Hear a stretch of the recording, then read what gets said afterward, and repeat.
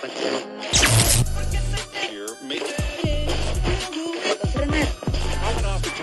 and gentlemen, boys and girls, children of all ages, welcome to Raw is Jericho!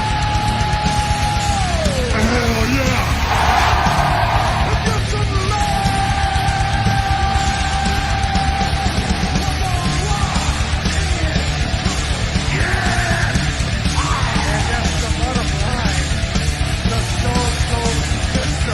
You will rest in peace. The whole world will acknowledge me. Oh, don't adjust those smartphones, those laptops, those tablets, any devices. That's right. The Rasslin Addicts are back, baby. How you doing, Nick? It's been fun. Are you ready? I don't think they are. I really don't think they are. Nick, it's been far too long. How have you been? Can't he? Nick is so excited that we're having all sorts of issues right now. But while Nick is getting his shit situated, I just want to apologize to everybody. We've been gone for far too long. It's been my fault. I've been super busy with work. But you know what? It's now 5 o'clock. The workday is done.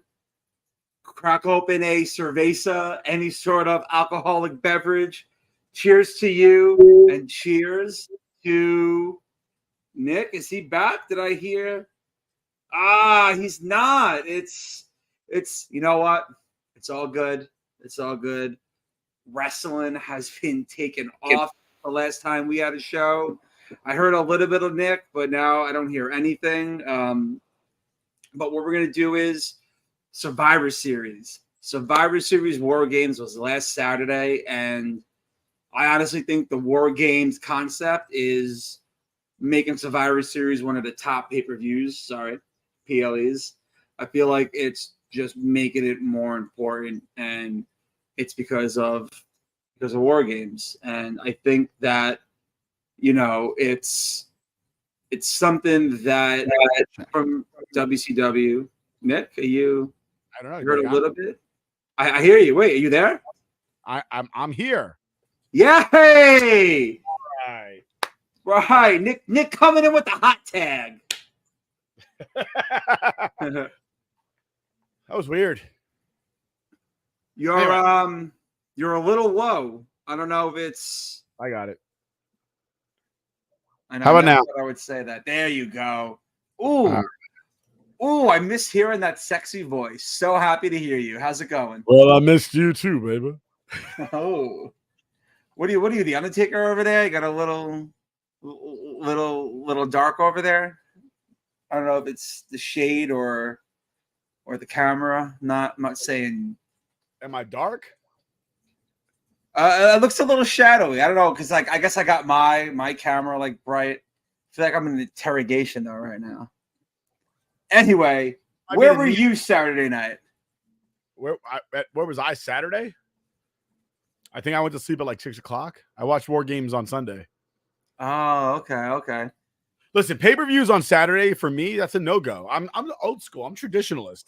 I want to watch pay-per-views on a Sunday. I don't want to watch it on Saturday. I got things to do on Saturday. I got nothing to do on Sunday. There's nothing stopping me from watching wrestling on a Sunday. It's just that WWE doesn't want to compete with the WWF. They have too many. WWE doesn't want to compete with NFL. They got too many football players showing up at WWE events to try to compete with the NFL. So for as long as you have my best friend, Pat McAfee, is a best friend of mine. I'll tell you why he's my best friend in a minute. For as long as you have, Pat McAfee showing up, for as long as you have Kittle showing up, you're going to have that interest from NFL fans in the WWE. And obviously on a Sunday, they're not watching wrestling. They're watching Sunday Night Football. So, I mean, but for me, like, I'm a Jets fan. The season ended when Aaron Rodgers' leg broke. So it's kind of like, whatever at this point. I'm the opposite. I love me some Saturday pay-per-views, PLEs. It's like the Sunday thing, because you remember I would have everybody over. We would all sit and watch it, with my green walls, and it's just so much better because I'm tired. I don't want to have to wake up early on a Monday and go to work. Like to wake up Sunday and ooh, Survivor Series was pretty good for Saturday. I'm enjoying it, especially with WrestleMania. 2 nights, it's definitely needed. Definitely needed. One, I can't sit there for 5 hours, 6+ hours. It's just way too long. Think about it this way, though. You're a kid, all right? The big live event, the PLE, whatever the hell they're calling it, the pay-per-view is on Saturday, and you got to wait 2 days to tell your friends about it on Monday. Yeah, but with it being on Saturday, it could be like, yo, boys, let's chill. Peacock at my house, Survivor Series, it's all hang. When you're a little kid, that's not what's going down. Times are different now, dude. Kids have iPhones, they're FaceTiming, they're probably tweeting about the event. I listen. I just think about me being 12 years old and going to school the next day. And the other thing was if you don't live next door to somebody, then you don't get to talk to them at all, at least when we were kids. And then on top of that, if you don't have Peacock, you ain't watching that crap. I used to borrow it from my friend Anthony on VHS. He used to record it and give it to me the next day at school. Oh, you didn't have the hot box? No. My dad's a corrections officer, man. Law-abiding citizen. Yeah, I had the hot box. Shit was great. little WCW, little WWF, little. Wait, so little before we go on, let me tell everybody why. Playboy, 62, 63. I know you guys know. I know you know the channels out there. Why Pat McAfee's my best friend. Oh, yes. Go ahead. It's a great story, right? So, I follow Pat McAfee on Twitter, X. I don't know who's calling it X. If there's anybody out there other than Elon Musk calling it X, take yourself out back, give yourself a noogie, because it's stupid. It's Twitter. Yeah. It always will be Twitter. Right. But I follow Pat McAfee on the Twitters, and on August 8th, he tweeted, like this tweet, repost it, or retweet it and say something nice to somebody else, and you enter into be one of 8 people who win $500. Oh, wow. So my tweet was to I just got engaged this summer on that Sunday, as a matter of fact, and I tweeted at my 2 best men. I got 2 best men, co-best men, because my future wife has a maid and a matron of honor, so I have 2 best men.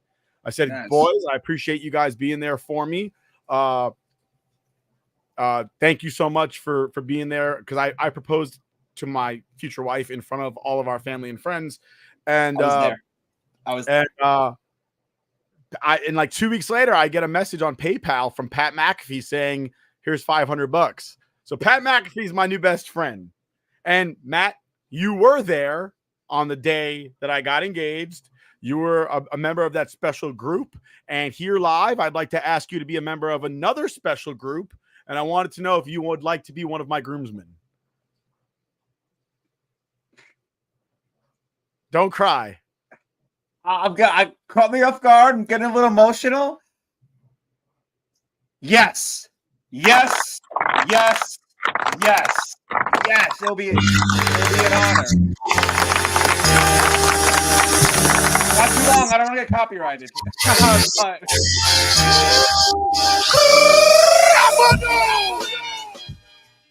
But yes, absolutely. It will be an honor to stand up there with you on the best day of your life. Absolutely. Yes. Thank you. Cheers. Cheers.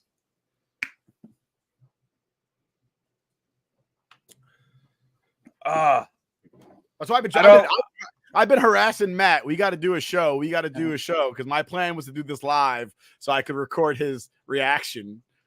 And you know how long this has been in the making? I am sorry. It's my job it's like a tag team match, and my job had, they cut half the ring off, and they just keep pummeling me in their corner, and I wasn't able to break out, and I finally did, made that tag, and it's fantastic. Absolutely, I am hyped. Thank you. Let's go. And I don't mean to correct you, but you said you had two best men. From what I heard, it was TJ and Rook. So reality, it's one best man, and that's TJ. Hey, That's a burn. That's a burn. Oh, that's a burn. That's gonna make the Twitter page. That's a burn. Well, I don't know how to move on from it. Oh, so War Games. We're talking about War Games. So wait, let me run a promo real quick for Underdog. Where's it at? Where's it at? What's up, dog? Outro? No. Underdog scoreboards? No. Underdog app. Fantasy Sports Corp and Underdog Fantasy have teamed up to start your fantasy season off in the win column with Best Ball. What is Best Ball? It's quite simply the easiest way to win. No team management, no trades, no waivers. It's their biggest contest ever, and it has only gotten bigger. You simply have to sit and win. You don't even have to set your lineup. Always get your best score every week. Just enter a contest, draft your team, and Underdog will do the rest. What could make this even better? How about free money, up to $100 using our exclusive promo code?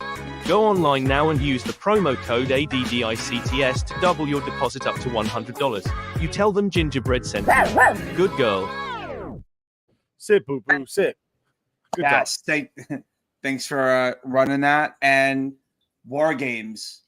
War Games was this past Saturday, and what I was saying when we first started, I've always liked the concept of Survivor Series. I like going back. I like watching it in the 80s and the 90s. I love the heels versus the faces, the elimination matches. To me, it was like the one event to where storylines mattered, but they weren't the focal point of everything. And they kind of, more toward the modern Attitude Era, they drew away from that. And Survivor Series never really had its own identity. And now that it has War Games attached to it, I feel that it just makes it back into the top 5. I say top 5 because I feel like Survivor Series dropped down, and it's now the Rumble, Mania, SummerSlam, Money in the Bank, and now Survivor Series. I feel like those are the top 5, and War Games, the big return that everybody's been talking about of R-Truth. Yeah, Randy Orton. Dude, I love Orton. And, and speaking of Survivor Series, you can't talk about Survivor Series without Orton. Numerous times he was a sole survivor. I feel like he's like Mr. Survivor Series, as you would say. And, I feel like they're making Survivor Series matter again. It's Mr. WrestleMania. It's Mr. WrestleMania, HBK. Talking about Nick's shirt for those who can't see. But I think it's going to be really interesting, big returns. And like you said, we'll start off with the return of the Viper, the Legend Killer, the Apex Predator, Randy Orton. How good did he look? He is jacked. He's got to be back. Jacked. Dude. He's got to be back in the gym. He's been in the gym every day since he's probably been out. He's on the year then. You know what? It's wrestling. Whatever. What's that? Do they test them when they're injured? I don't know. I know they don't test for weed anymore. Because of Matt Riddle. Yeah. Yeah, definitely because of Matt Riddle. Well, and it's better than popping pills for the guys. It helps with the pain. It's not as addictive as Oxy. First of all, that's true. But you know what I know about pain? The more you tolerate it, the more you tolerate it, the easier it gets to actually deal with. So, like, you ever see the video of that guy who gets kicked in the balls for a living? No. You never saw that? There's a guy I who don't lets think like on ESPN, and he's gotten kicked in the balls so many times that he no longer feels it when somebody kicks him in the balls. that sucks. I would listen if I don't want to talk about. Okay, Brandon Yard's back. He's jacked. I like where it's going with Judgment Day. It's something fresh to where it's not Cody and Jey Uso with Judgment Day. You know, that ended at Survivor Series, and Orton coming back, and the show just feels different, you know, with a guy like him back. The presence of him just makes everybody better. The show feels more important. It's kind of like, you know, when Cena throwing the Rider Strike when he was on SmackDown. SmackDown felt more important because John Cena was on there. I feel like that's how, you know, Monday Night Raw is going to be. It's just going to be that much more important as a show with Randy Orton back. It's going to be interesting to see where he goes, though, and like what happens. Is it going to be Finn? Is it going to be Damian? Yeah, it's definitely having Orton back definitely puts another player into the thing. But you know what's bothersome is that once again you have a pay-per-view, a major pay-per-view, or PLE, whatever the hell you want to call it in 2023. It doesn't know what it is.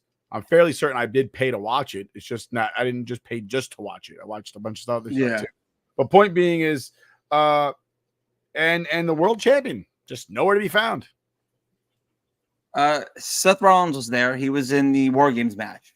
We know who we're talking about. All right, we're talking about The Rock's less talented cousin who doesn't wrestle, a part-timer who holds arguably the most prestigious belt in the business.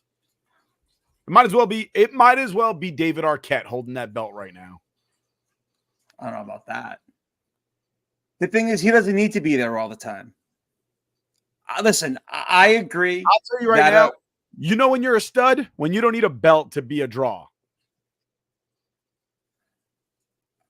The thing with Roman is that with how long his reign is going to be, which I think it ends in Philly in April. But like right now, you know, you had Orton coming back. You have the War Games match. You have you had Punk return. For me, the thing is, I don't want Roman to wrestle and beat guys like LA Knight, beat guys like Jey Uso, beat guys like I'm sorry, but this concept, he's gonna lose. But that's what I'm saying is I don't want him to. Dude's I don't want him to like years for no reason. There's no reason. Wrestling is scripted, okay? So like there is no achievement in holding the belt for freaking 3 years. You didn't actually compete to keep that belt. As long as the writer wants you to hold that belt, then you got that belt. It's like sitting there and being Kevin James and bragging about bagging freaking your wife in King of Queens. Dude, you wrote the script. No shit, you got the girl. How many fans within the past maybe 5 to 10 years would know who the Honky Tonk Man is? Probably very few. Okay. Honky Tonk Man until Gunther did it was the longest reigning Intercontinental Champion. There's another. They're making all these records more modern to where it's not like, oh, if you've been a fan for the past 10 years, it's like Honky Tonk Man, who the fuck is that? But now when you hear Gunther, like 5 years from now, you'll remember Gunther's reign as Intercontinental Champion and how long it is. Yeah, you're not going to know or care who the Honky Tonk Man is. That's what they're doing. There's an ugly belt on a Nazi's waist. Awesome. Right, but he's over. Everybody loves him. You know, he's one of the top guys on Raw. And I don't love him, so not everybody. They're making all these records, all these accolades more modern, so more recent fans within the past 5 to 10 years know who they're talking about. Well, bro, Bruno Sammartino, come on. You think of matter, dude.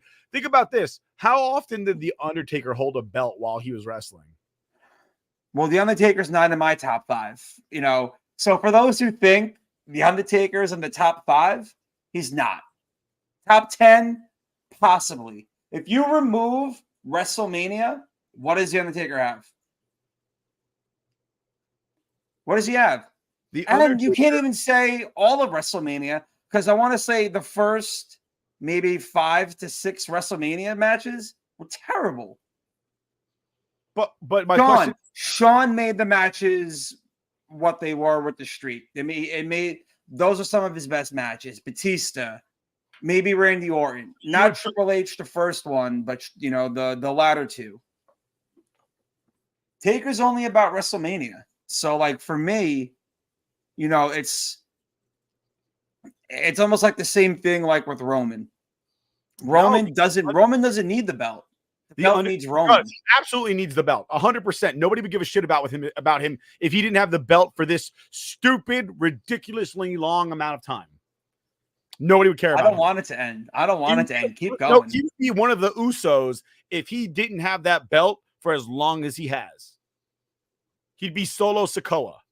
I never want it to end. It's going to keep going. It's just I was happy last year when he beat Cody. And you know what? If he beats Cody this year, I'll throw it up. We're the ones, baby. It's scripted. It is what it is. It's obviously it's not a real accolade. There's writers say that he has the belt, so he has the belt. But it's got to work for him to have the belt, though. I cannot imagine that there's anybody backstage watching this guy wrestle 5 times a year that has any respect for him. If his last name wasn't NOI, he doesn't have the belt right now.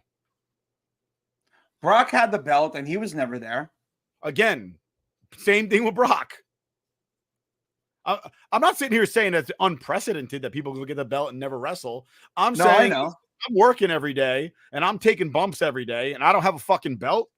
I'm going to be a little ticked off about it. That this guy gets to show up whenever he feels like it and gets to carry the most prestigious belt in the business. I get it. There's definitely a lot of resentment in the back, but you may not like it. I may not agree with everything they've done, but for the past 3+ years, it's worked, because if it didn't, the stars aligned this year for Cody to take the belt off Roman. But because Roman was so close to the 1,000-day mark, they're like, it's okay. Cody doesn't need it right now. And you know what? I agree. If Cody would have won at WrestleMania and beat Roman, the fans would have turned on Cody Rhodes, and he would not be as over as he is now.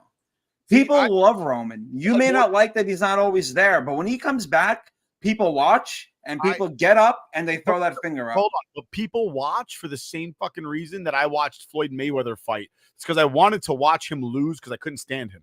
No, I'm talking about like a SmackDown. Like when he shows up on a random SmackDown to even cut a promo, because he doesn't wrestle on SmackDown. When he shows up on SmackDown, people watch. These fans today suck. Listen, I get it. These fans are definitely not, the real fans like from back in the day. Honestly, I think that Cody doesn't win because he just came from AEW. And here we have with us the best man, TJ. And he has a comment for us that says, just like Mick Foley in the Hardcore Boiler Room, I quit. Okay, wait, sorry. I think that was the second part. Nah, man, Taker isn't just WrestleMania. He's the buried alive matches, cage matches, etc. His stick created those matches. Okay, you're right. Just like Mick Foley with the Hardcore, the Boiler Room. Right, but I wouldn't put Undertaker in my top 5. No, that's fair. You could do that, but I have a friend. But put some spec on his name. No, there's respect on his name for sure, but I have people who don't even have Shawn Michaels in their top 5. Well, those people are stupid. Right? Like for me, the top 4 is easy. It's Taker. Taker. Taker's on my mind. It's not Undertaker. My top 4: Cena, Rock, Hogan, Austin. In my opinion, without those 4, wrestling isn't what it is right now. See, top 5. You fucked up putting Cena in there over Andre because Andre made wrestling. Cena was over for 20 plus years. He was on top. That's unheard of. In wrestling. Okay, when I mean like over to where like people wanted to see him, to where like he was a draw. People were buying his merch. People were coming out. They were like paying money. Without somebody like The Rock or Andre, Cena never wrestles. Ever. Never even thinks about it. To me, what? Wait. Without somebody like The Rock or Andre. Andre is a big reason why The Rock wrestled. The Rock Okay. Without The Rock being a former football player to become a wrestler, Cena never wrestles. Because that was a lot of The Rock's background, as opposed to like Austin, who also played college football and then wrestled. But that's not his. That wasn't part of his gimmick. That wasn't his shtick. But that's definitely The Rock's, and that definitely inspired somebody like Cena. Well, Cena was always a fan of wrestling. Everybody watched says any of his documentaries. Everybody says that shit. Oh, I was a fan. Dude, he made a toy belt out of like cardboard. Everybody did that. Every little kid in the 90s and 80s did that. I did. My parents had money. He's saying like I'm as big a wrestling fan as you, because when I was a kid, I had an NWO shirt, and there's a picture of me wearing an NWO shirt. No. I'm not saying that makes you a bigger fan, but what I'm saying is I don't think football was ever on Cena's mind to like for a career. I don't think it was. He just wanted to be a wrestler. And speaking of, I disagree. I think he wanted to be big, and then he was just like, "Oh, I'm big, and I can't wipe my own ass. Now what do I do?" I mean, according to all his documentaries on Peacock, he this is something he always wanted to do. That's because he's smarter than Goldberg. Who hates wrestling but made money off of it. Speaking of Goldberg, he is not in TJ's top 5. And in TJ's top 5, we have HBK, Stone Cold Steve Austin, The Rock, The Undertaker, and Mick Foley. That's respectable. That is the Attitude Era's top 5. I would say maybe Triple H might be missing, but that's a solid top 5. And that's the thing. And that's the thing with wrestling. I don't want to get too far off topic because I definitely want to talk about Punk some more. But the thing with wrestling is it's not like football. So we're like, oh, give me the top 5 quarterbacks, or like baseball, give me the top 5 pitchers. It's so different because wrestling is so broad, and there's just so many factors that there's really no wrong answer, unless you're Vinny Ka and you think that Undertaker is in your top 5. For you, I disagree, but for TJ, I approve. So let's talk about Punk returning. Thank you. Let's talk about CM Punk. All right. So one, I thought it was somewhat disrespectful to bring him back on the night that Orton made his return, because it overshadowed Randy Orton, who's been with the company for a lifetime, and his family gave their blood, sweat, and tears. And it was just, and now Randy Orton's return after 18 months of absence is a footnote to this fucking jabroni showing up. Second, I've never been a CM Punk fan. I've never found anything about him remotely impressive. He's the Taylor Swift of wrestlers. Go ahead. So back in 2013, me and Steve, Bean, my boy Steve, we took a road trip to Boston for Survivor Series. Ryan the Temp. So Saturday, this was before the pay-per-views were on Saturday. On Saturday, we're exploring the town of Boston. We're just looking at a map, figuring out where to go. He taps me on the shoulder. He goes, "Dude, it's CM Punk and AJ." I thought he was fucking around. So I was like, "Nah, I don't believe you." Hits me again. He goes, "Dude, it's CM Punk and AJ." I look over, CM Punk and AJ. AJ Lee, by the way, not AJ Styles. AJ Lee. And they just came out of Dunkin', coffee cup in his hand. Steve walks up. I have my camera. I have my digital Canyon camera on me, because I don't even think were iPhones around at that time? Did you say Canyon? Canon. Sorry. I don't know why I didn't use. Did I even have an iPhone at that time? Chris Cannon. It's not Chris Canyon. Who better than Canyon?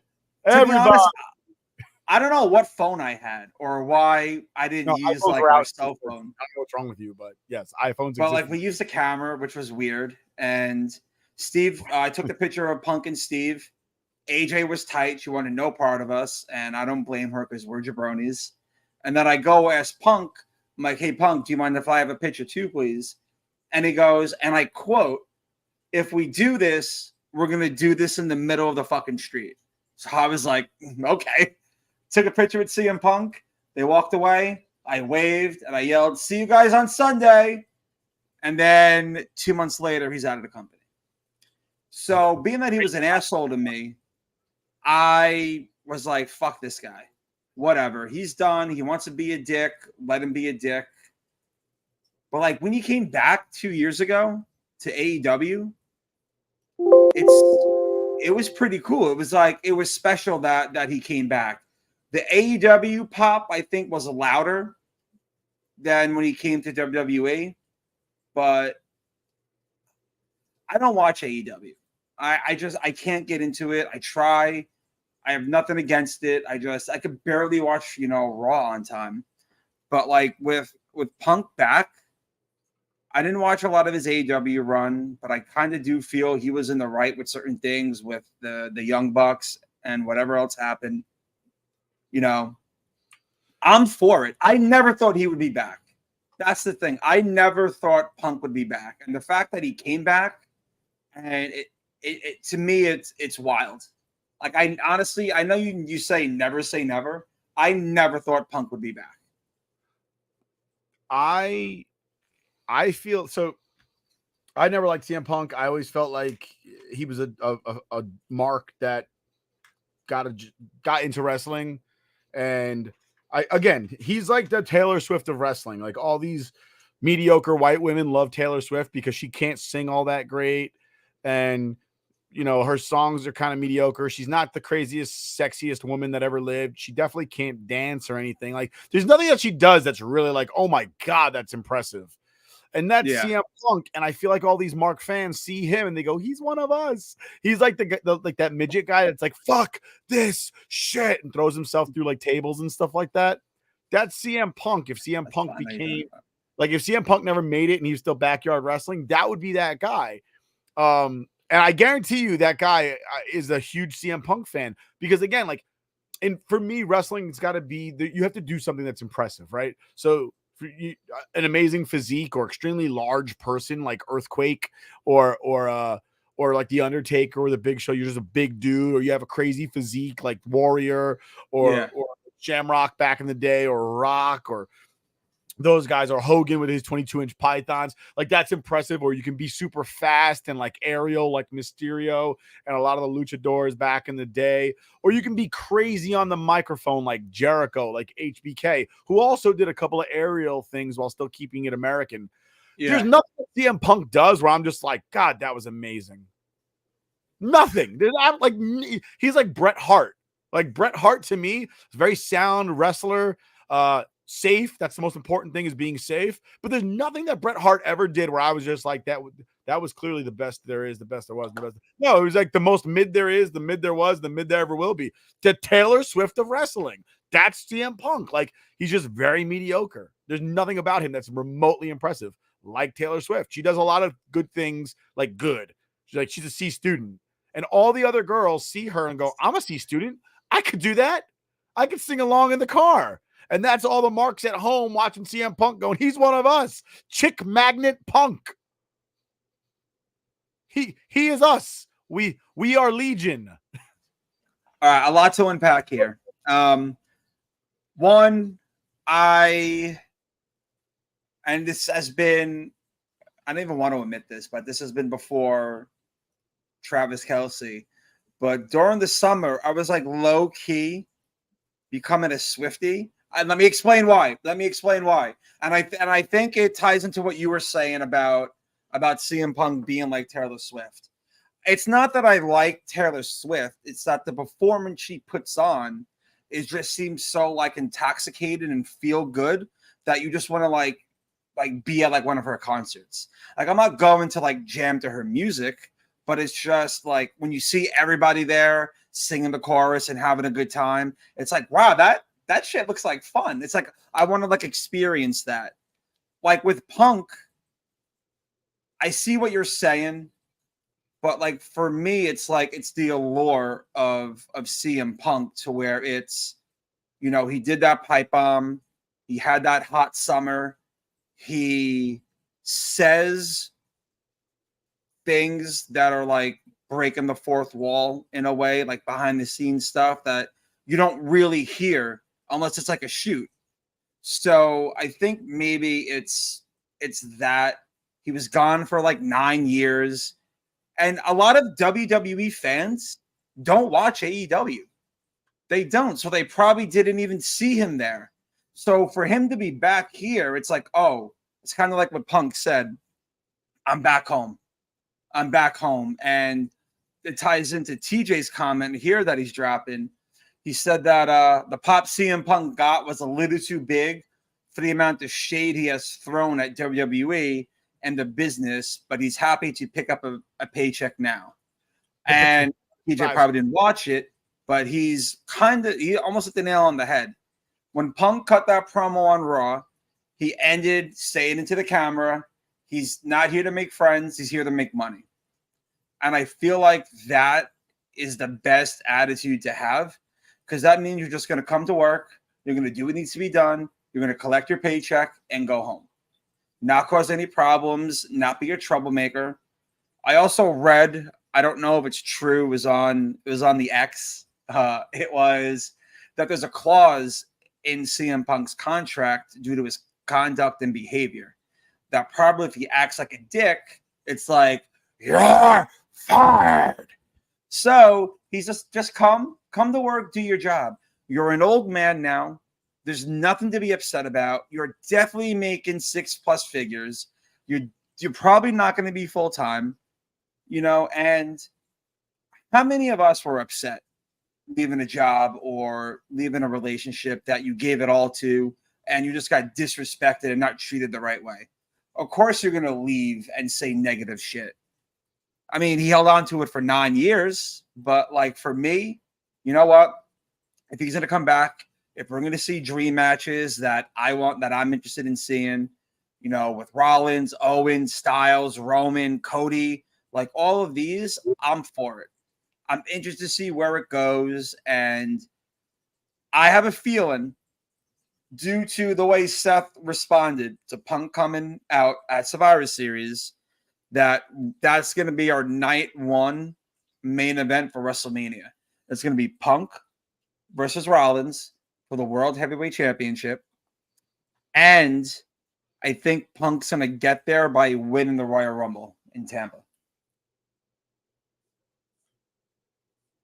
And then you have Cody win the Elimination Chamber in Australia, and he faces Roman at Mania. That's your main events right there. Punk and Rollins, and then Roman and Cody. I feel like he's going to be a big letdown. Do you want him to be a letdown? Do you want to see him fail, or do you want to see it work out? But you just have a feeling due to his track record that he's going to fuck up. Due to his track record, you know what his problem is that when he says he's the best in the world, he actually believes it, and he has to have the last word on everything. That's his problem. You know what I mean? Like, and what I mean, and that's his problem with the Bucks. The Bucks, right, wrong, or indifferent, they are VIPs in AEW. Oh yeah, they're EVPs. They're somebody, right? Yeah, of authority. And that's and basically they've said, well, dude, we're somebody of authority. And he was like, I'm a better wrestler than you, so you both can fuck off. And they were like, you can't talk to us that way. Yeah.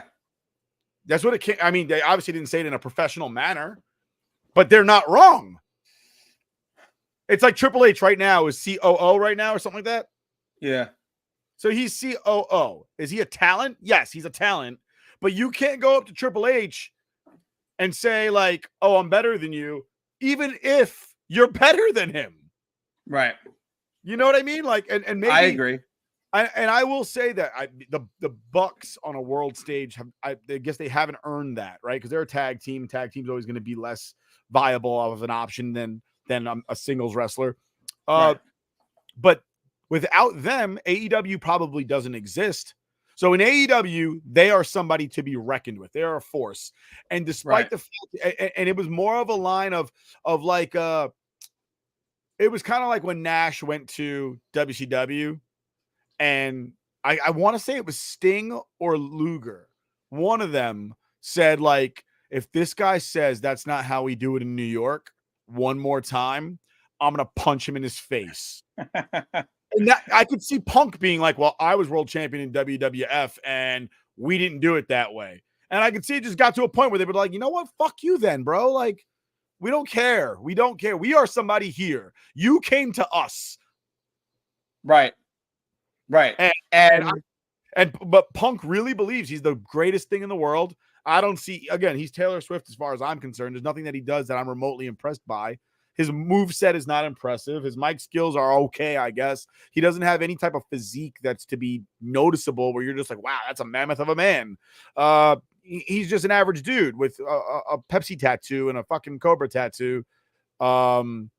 That wrestles, you know, and I liked him better as fucking Randy Rot or Randy Ravage or whatever his name was on Heels. That's probably the best job he ever did. Speaking of Heels, I've still yet to watch it.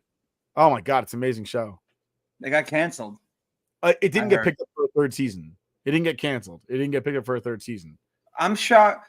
Honestly, you know what would be smart?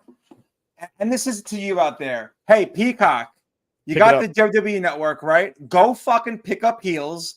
You know, use your brain. I don't know why I have to tell you guys. And while we're at it, work on the chapters for the pay-per-views. You know how annoying it is to fast forward to find a match on an old event back in the day? No. You know what I want? You know what I want? I want playlists. Yes. I just want playlists. Yes. I just be able to watch Raw, SmackDown, Heat, pay-per-view. That's all I want. I tweeted that out. I don't want to have to find it. I tweeted that out because I've been doing my marathon. I have to go from the Raw section. I have to go back to SmackDown. And I haven't even been watching Heat. And back in the day, back during the Attitude Era, Heat was just as important as Raw. You missed so much shit if you didn't watch Heat. Well, Heat was also the dark matches for the pay-per-view. Yeah. But I mean, like watching watch it from 1999 and 2000. A lot of they made media matches during Heat. Halftime Heat. Oh, that was amazing. See, like bring stuff like this back. Bring it back. Back to Punk. I get what you're saying. Do you follow Ryback? Do you know who Ryback is? I saw him post something today, but for the most part with Ryback, I just consider everything he has to say as just a salty fucking guy who can't get a job, crapping on everybody else because he can't get a job because he's an asshole. He blocked me on Twitter because I like roasted him one day. I randomly found out about that. Yeah, he basically said that Punk's promo coming back sucked. And it's like, well, at least he got a coming back promo. What was your promo? That's right, you're not coming back. And here's the thing with Punk's promo from Monday Night Raw. That wasn't CM Punk talking to us. That was Phil Brooks talking to the fans, saying I'm back. Right, but this wasn't like a wrestling related promo that was leading to like a match or a program or anything like that. This was CM Punk. I'm sorry. This was Phil Brooks coming back to say, I'm back. I'm sorry. Forget about, the past. I did. I'm here for new beginnings to move forward. And you know what? He's home. He said he's home. And by him being home, that means he's home as a wrestler in the best wrestling promotion in the world. That's it. That's what he means by he's home. because I saw a lot of stuff on Twitter, a lot of stuff, on Reddit and the forums saying that Punk saying he's home is hypocritical, and they're like, look at those eyes. They were like, ironically, they were saying, look at his eyes while he was cutting his promo. The man doesn't want to be there. I don't think he needs the money. I think he's back because he wants to be back. He easily could have sat home, chilled with his dog, chilled with his wife, watched the Blackhawks, and that's it. But I think he wants to go out on his own terms. Who doesn't? Like you don't think Jericho is going to want to come back to WWE for a final run before he goes into the Hall of Fame?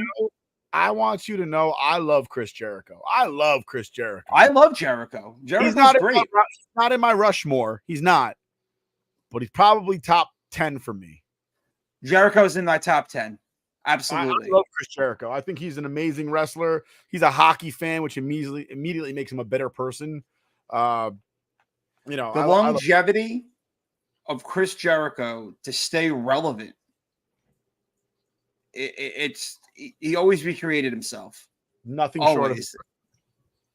short of and without Chris Jericho, I don't think AEW lasts. I don't think it does. Right. Probably right.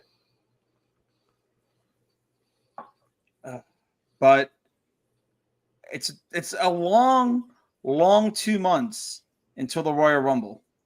Lots of time to fill. I don't think there's another event from now until the Royal Rumble that they're putting on.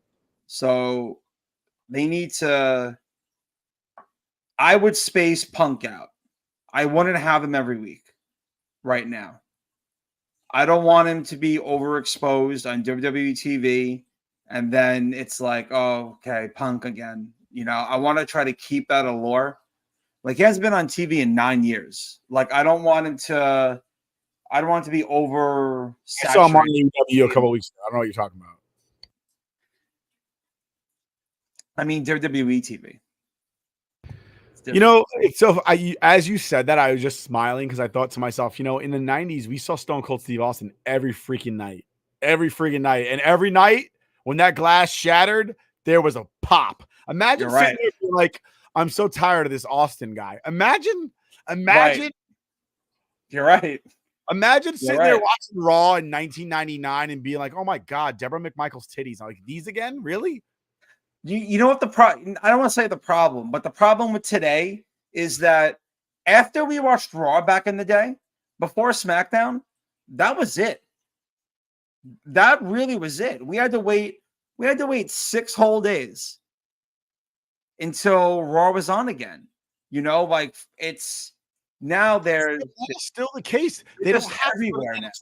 They don't have to go to SmackDown, but they do, because if they don't, then you really have no reason to watch because they spread themselves too thin. I also this though, like how many different times, how many different vantage points, how many different camera angles do I need to see CM Punk's return? There's just it's way too many. I think that. See, fuck, you made a really good point because every time that glass broke, I got hyped. Even if it was 3 times in one night. Shit. Fuck it. Have Punk on TV. Yo, have Punk on TV until the Rumble. Have him on put him on SmackDown too. Fuck it at this point. You know what the thing is back then you didn't know what was going to happen. I don't think they knew what was going to happen. No, probably not. Today it's so scripted, you can call it a mile away. Like, that's why I don't like watching matches with Gunther and watching matches with Roman, because I know what's going to happen. It's just very when I heard that Roman got hurt, and I don't want people to get hurt, but I heard that Roman got injured. I said, oh, good, maybe they can take the belt off of him, because then that would be a breakaway from what I knew was going to happen. And now it's like, okay, what's going to happen? We don't know. But now with social media, with the way these guys are booking these matches, it's like I knew Gunther was going to win on Saturday, at which point I'm watching it and I'm like, why am I even watching? I know what's going to happen. It makes no sense to watch pay-per-views anymore because nothing out of the ordinary happens. The last time something where you were like, wow, was when Punk just came back. Punk just came back though. Yeah, and people were saying Punk is going to come back for the last month. But did you honestly think, though, that he would? Like, if he didn't show up, would you be surprised if he didn't show up? I wasn't surprised at all that he did. I was just like, oh, cool. Not really. I was, based off when they did it. Because they did it toward the end. They put that little copyright sticker up saying that the show was over. So, like, for me, I was like, all right, fuck it. We'll get him at the Rumble. No big deal. But, like, when that static hit. Even then, you still sat there and said, oh, we'll get him at the Rumble. Because you knew he was coming back. Right. But the thing is, if it didn't happen, I wouldn't have been, like, shocked. I would have been more shocked if he went back to AEW. I just don't feel like the what we got today is not like what we used to get when like Jericho made his debut and it was like a 4-month promo. Like someone knew. Jericho talked about this, and then I went back and I looked. Leading up to it, someone had a sign, like maybe like a month or two before, that said Jericho's the Millennium Man. And then that night where he debuted, someone had a Jericho sign up. And just one person. But just one person. That's fine. That's fine. But the point is there was a build-up. Right. No, that's what I'm saying, though. If you think about it, Jericho was nobody. Well, not nobody, but Jericho wasn't Jericho when he made his debut as Y2J. Right. He was a lower tier talent from WCW. Right? Because he wasn't carrying a belt other than Cruiserweight. It was, you know what? Back then, I feel like everyone watched both because it was so good. And, you know, everyone flipped between Nitro and Raw. Like now, I don't know what it is. I feel like maybe, and I especially feel this way with WWE watching it now. The arena's brighter. Back in the Attitude Era, it was more dark. Like for the picture you see for me, this brightness is what you see when you watch today's product. Yours, you're like dimly lit. You're like in the shot. That's how Raw used to be presented. And, you know, like for me, watching wrestling back during the Attitude Era, even the Ruthless Aggression era, like for me, it was more wrestling. Now, like what you're saying, it seems so overproduced. You know, I feel like I'm watching like a Marvel movie. And, you know, Marvel movies don't have lingerie matches, and neither do today's product. And I'm with TJ. Bring on the bra and panties matches. Not for everybody. Not for all of them. But Liv Morgan, yes, please. Sign me up. My biggest problem with Survivor Series was the 45-minute popcorn match that started off. Oh, boy. Call me a male chauvinist, whatever you want to say. I don't like women beating up on each other. I just don't. It's not my cup of tea. I don't like to watch women beat up on each other. I watched women's matches back in the 90s because I was 12 years old, and I was like, oh, man, I hope one of them has a wardrobe malfunction. Like, I don't. You're like, what's this tingle? Yeah, Deborah comes on. You're like, ooh, that feels nice. I don't want to watch women beat up on each other. I just don't. Like, it's just. I mean, I don't know if any man out there is sitting there going like, and again, I'm like an old school dude where it's like it has to make sense because that's the kind of like the whole. Like, I don't believe in kayfabe, but kayfabe to me has to make sense. Like, you can't just have like stupid things happening like Rey Mysterio should not be beaten like the Great Khali. I'm okay with Rey Mysterio beating the Great Khali. I'm not okay with Rey Mysterio beating the Great Khali, fighting the way the Great Khali does. You know, like for Rey Mysterio to beat the Great Khali has to get hit with a chair some way. Right. Like Khali has to have somebody trying to hit Rey with a chair, and then Rey drop kicks the chair, it hits Khali in the head, and Rey wins the belt. Like that makes sense. You know, but the guy that got lawn darted into a fucking trailer doesn't beat somebody 6 times his size clean. I agree. Yeah.